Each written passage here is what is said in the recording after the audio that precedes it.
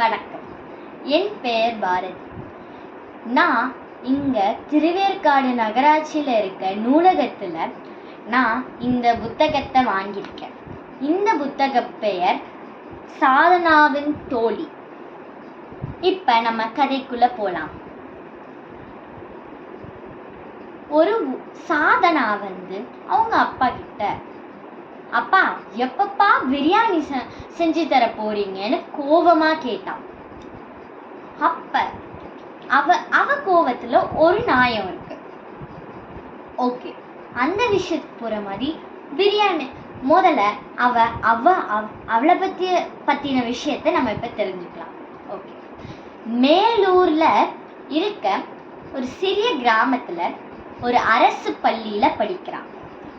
அவ சாதனாவோட ரஃப் நோட்ல பின்னாடி அவங்க ஃப்ரெண்ட்ஸ் பேரெல்லாம் எழுதி வச்சிருப்பா.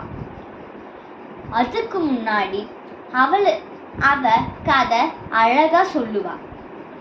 அவளுக்கு அதனால ஃப்ரெண்ட்ஸ் அதிகம். அவ ஏதாவது கதை படிச்சானா முதல்ல அவங்க கிட்டதான் போய் சொல்லுவா. ஓகே, அவங்க பேர் என்னன்னு பார்த்துக்கலாம். அவளோட ரஃப் நோட் பேக் பேஜ்ல பிரின்சி, ராகுல், அமுதன்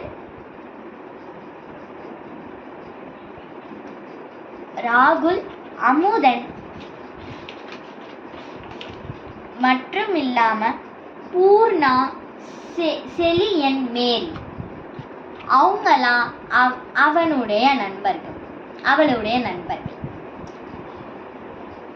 ஓகே, அவங்க அப்பா சந்தையில ஒரு ஓரத்துல வண்டிய சரி பார்க்குற வேலை கடை வச்சிருக்காரு.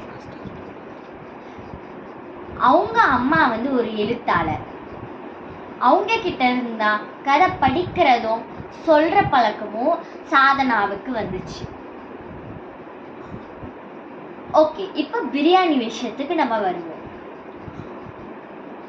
ஒரு நாள் சாதனாக்கு பிரியாணி சாப்பிடணும்னு ஆசை வந்துச்சு. உடனே ஃபோன் எடுத்து அவங்க அப்பாவுக்கு, அப்பா எனக்கு பிரியாணி சாப்பிடணும் போல இருக்கு அப்படின்னா. உடனே அவங்க அப்பா, ஓகே இன்னைக்கே நான் கடையில இருந்து வாங்கிட்டு தரேன் அப்படின்னாரு. சாதனா சொன்னா, எனக்கு கடையில இருந்து வாங்கிட்டு வர பிரியாணிலாம் விருப்பம் இல்லை, ஆனா நீங்களா எனக்கு சமைச்சு தர பிரியாணி தான் எனக்கு வேணும் அப்படின்னாரு. உடனே அவங்க அப்பா, இந்த ஞாயிற்றுக்கிழமை உனக்கு நான் பிரியாணி சமைச்சு தரேன்னு சொன்னாரு. உடனே அவளுக்கு ரொம்ப மகிழ்ச்சி ஆயிடுச்சு. உடனே அவர் இந்த ஞாயிற்றுக்கிழமை வந்துச்சு. திடீர்னு அவங்க பாட்டி வீட்டுக்கு போற சூழ்நிலை வந்துச்சு. உடனே அவங்க அப்பா ஃப்ரெண்ட்ஸை பார்க்க போனவர் மீன் வாங்கிட்டு வந்தாரு. பார்த்தோன்னே சாதனாக்கு அப்பா நான் பிரியாணி தானே கேட்டேன் அப்படின்னு கேட்டான். உடனே உங்க அப்பா, சாரிடா மறந்துட்டேன், இன்னைக்கு ஒரு நாள் மீன் சாப்பிடு அப்படின்னாரு. உடனே அவ ரொம்ப வருத்தம் அடைஞ்சா. அவளுக்கு பிரியாணி ஞாபகமாவே இருந்துச்சு. ஒரு நாள் ஸ்கூலுக்கு கூப்பிட்டு போகும்போது அவளுக்கு எதையுமே திருப்பி கேட்குற பழக்கமே கிடையாது சாதனாக்கு. ஆனா அதை மறுபடியும் கேட்டுட்டா. அப்பா எப்பப்பா பிரியாணி சமைச்சு தர போறீங்க அப்படின்னு கேட்டுட்டா. அவரும் அப்புறம் ரெண்டு பேருக்குமே டாக்கிங் ஸ்டாப் ஆயிடுச்சு. உடனே அவங்க அப்பா தான் ஸ்டார்ட் பண்ணாரு. அவர் கேட்டாரு. சாதனா ரொம்ப சோகமாவே இருந்தா. அவங்க அப்பா கேட்டாரு, சாதனா உனக்கு இந்த வாரத்துல எப்பயாவது விடுமுறை வருதா அப்படின்னு கேட்டாரு. உடனே சாதனா கொஞ்ச நேரம் யோசிச்சுட்டு மகிழ்ச்சியுடன், ஆமாப்பா நாளைக்கு விடுமுறை வருதுன்னாரு. எதனால அப்படின்னு கேட்டாரு. தெரியலப்பா, ஏதோ பண்டிகை சொன்னாங்க அப்படின்னாரு. ஓகே சரி, நாளைக்கு நான் உனக்கு பிரியாணி பண்ணித்தரேன் என்று சொன்னாரு. அன்னைக்கு நைட்டு வீட்டுக்கு வந்தோடனே சாதனா தூங்கிட்டா. அவ கனவுல பிரியாணி சாப்பிட்ற மாதிரி வந்துச்சு. காலையில ஆவலோடு எழுந்த சாதனா பக்கத்துல படுத்திருந்த அப்பாவை காணோம். வீடு ஃபுல்லா தேடனா. அப்ப அவங்க அம்மா கிட்ட போய் கேட்டா, அம்மா அப்பா எங்க, நம்ம செல்லக்கிளிய காணும்பா அப்படின்னாரு. செல்லக்கிளினா அவங்க வீட்டில் வளர்க்குற மாடு. செல்லக்கிளிய காணோன்னே சாதனாவுக்கு ரொம்ப வருத்தமாயிடுச்சு. வாசப்படியிலே உட்காந்துட்டு இருந்தா.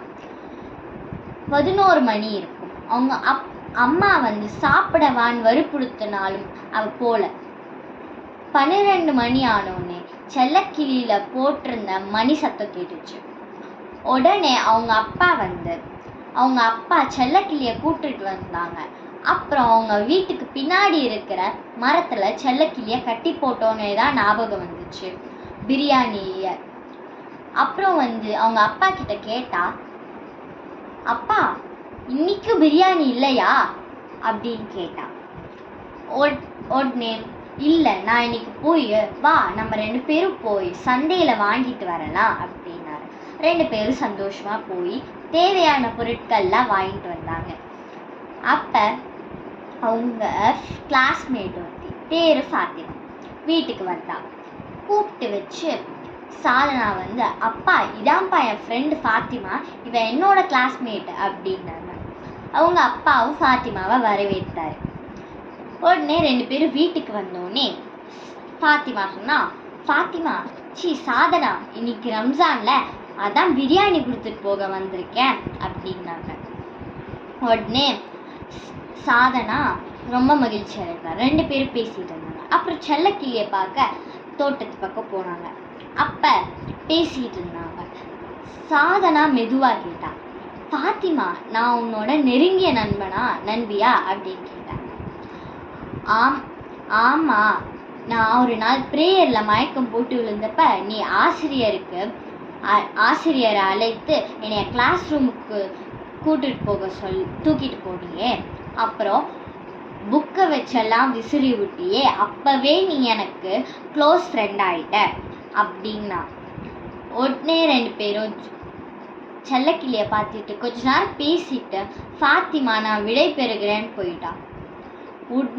உடனே போனோடனே அவங்க அம்மா பிரியாணி சாப்பிடவான்னு சாதனாவை கூப்பிட்டாங்க.